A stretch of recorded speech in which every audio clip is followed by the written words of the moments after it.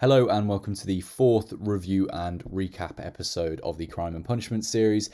This is the last episode in which we are going to be looking at the medieval period because we're going to be wrapping it up by looking at medieval punishment today. So we've done the overview, the crimes and criminals, and the law enforcement of the medieval period. So please check out those videos before you watch the medieval punishment one.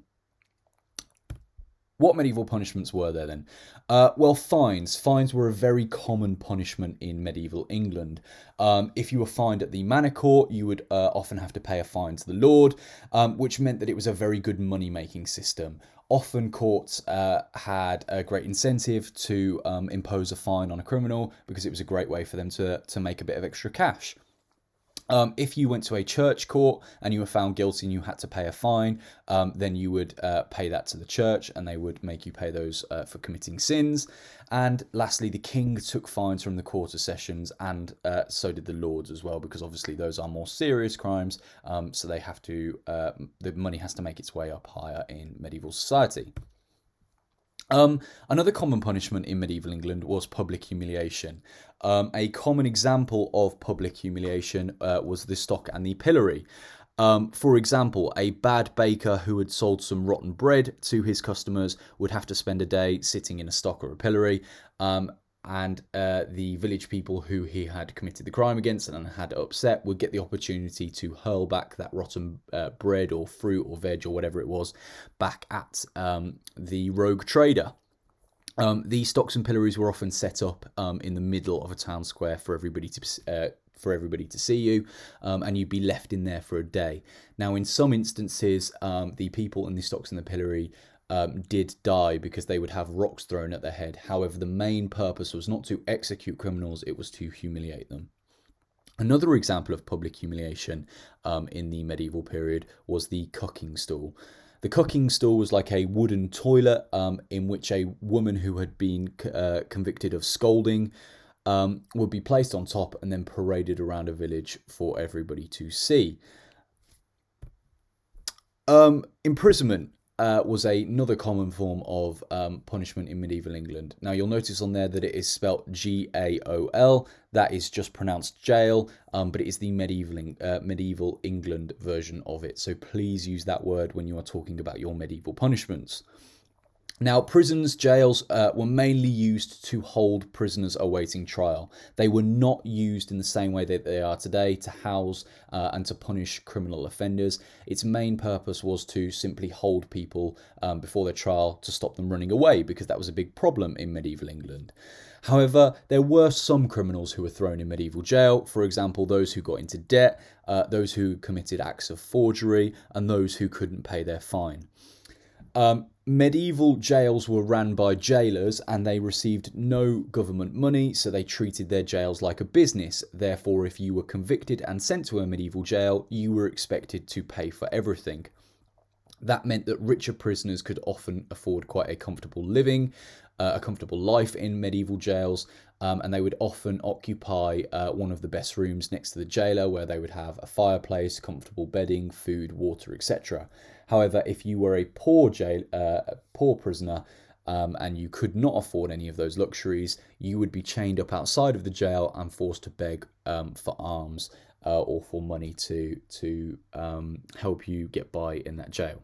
So again, it's not really a very fair method of punishment because it's not a consistent one. Death. So execution was reserved for the most serious crimes. So if you committed a serious crime such as murder, you could be expected to be hung in public from the gallows. However, if you committed an act of treason, so going against your king, you could be expected to be hung, drawn and quartered. This was a particularly messy and brutal method of execution in which a person would be hung until they were nearly dead and castrated. They would then be cut open across the stomach, and the executioner or the person carrying out the execution would pull out the innards of the person, the criminal. And then lastly, they were taken down, they were beheaded, so they would have their head chopped off. They were cut into 4 pieces and their head would be placed on a spike. Now, that is a particularly brutal punishment. Like I said, it was reserved for people who committed acts of treason because It was the reason it was so brutal was because it was to act as a deterrent. The king did not want people challenging the structural status quo, challenging their place in society. So therefore, he had to send a very clear message to potential criminals if of what would happen if you went against the king. You were also burnt alive if you were a heretic. Now, a heretic is somebody who has a religion that is different from the monarch of the time. Again, this was done in public, and it was to act as a deterrent against religious dissension, so not having the same religion as the monarch.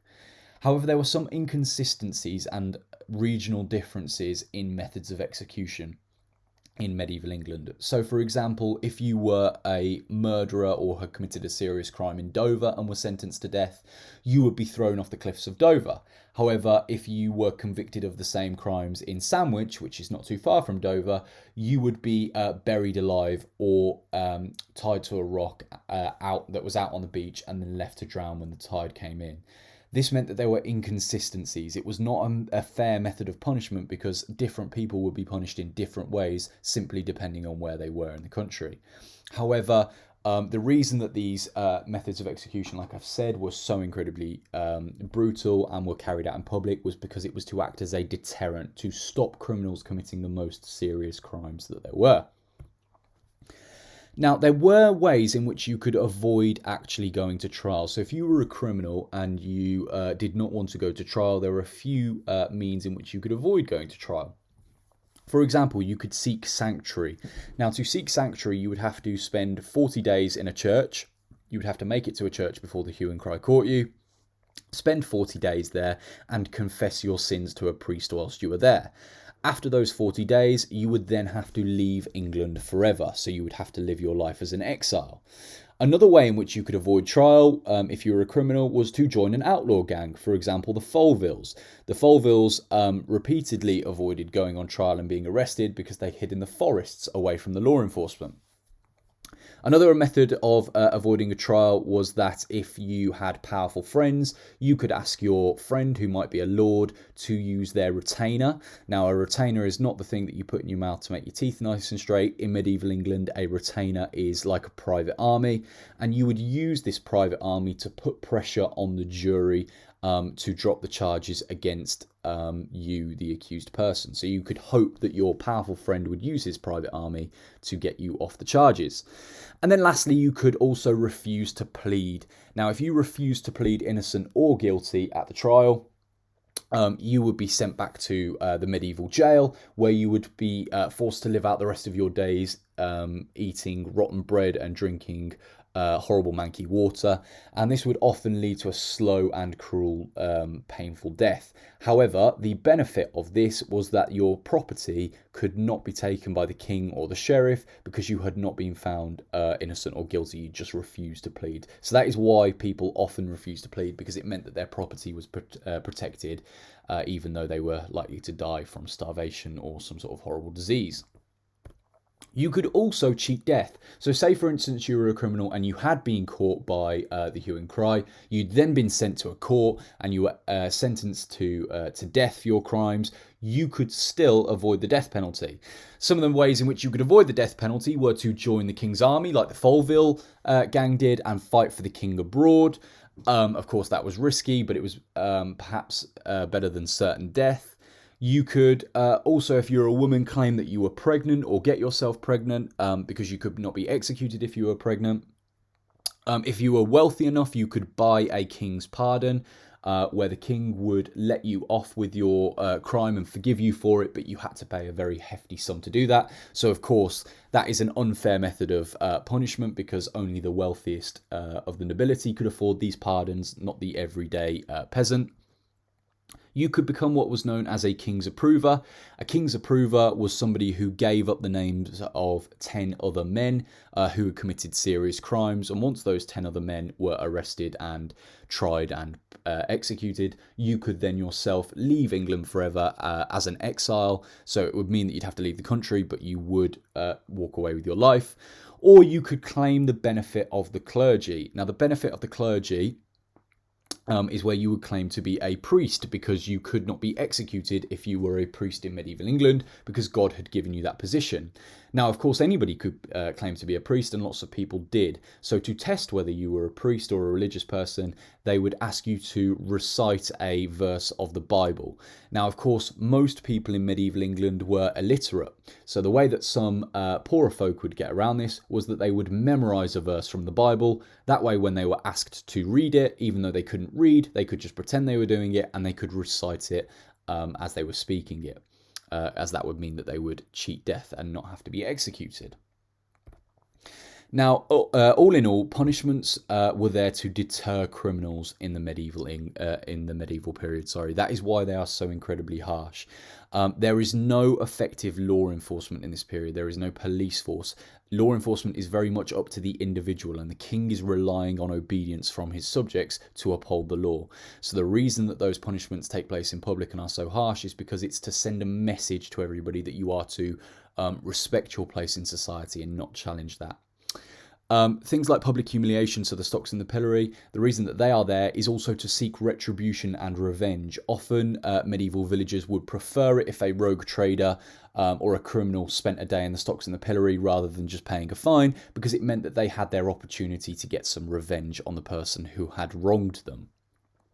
That just about wraps up our medieval punishment review and recap episode. As always, if you would like some extra research into this, which I strongly suggest you to have a look at your OCR revision guides. And of course, you've also got your blended learning journeys that we have sent to you that will give you access to online resources. And of course, if you have any questions, please do email your class teacher. Thank you.